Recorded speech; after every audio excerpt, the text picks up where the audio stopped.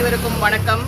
சர்வதேச மனித உரிமைகள் உலகளாவிய பணி மூலமாக நாடளாவிய ரீதியில் டிக்வா சூறாவளியால் வெள்ளத்தால் பாதிக்கப்பட்ட மக்களுக்கு உலர் உணவுப் பொருட்கள் அதே போன்று உடை வகைகளை நாங்கள் சேகரிக்கும் பணியில் தொடர்ந்தும் நாங்கள் வேலை செய்து வருகிறோம்.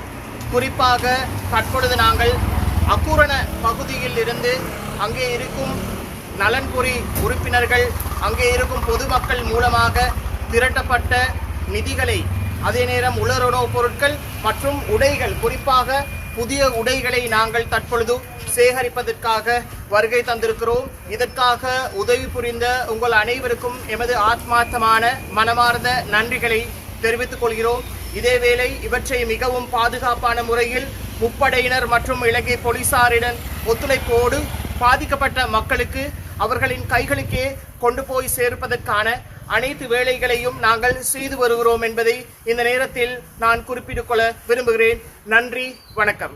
அஸ்ஸலாமு அலைக்கும் வரஹ்மத்துல்லாஹி வபரகாத்துஹு. நான் ஃபவாஸ் முபாரக், அக்கூரிலிருந்து முதுகோத்தனில்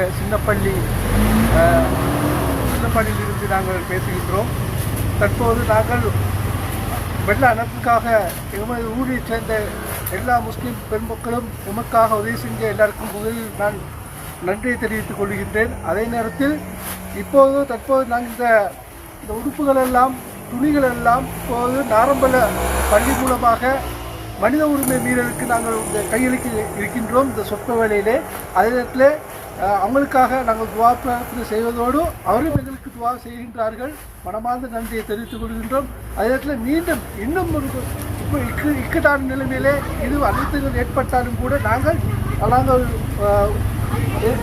எதிர்பார்த்து கொண்டிருக்கிறோம். அதே நேரத்தில் கொடுப்பதற்காக இன்ஷா அல்லாஹ் நாங்கள் இதுவரை காலங்களில் இதுவிடம் கூடுதலான உணவு பொருட்களும் மற்றும் ஏனைய துணி வகைகளும் கொடுப்பதற்காக தயாராக உள்ளோம் என்பதை நாங்கள் மக்களுக்கு அறிய தருகிறோம்.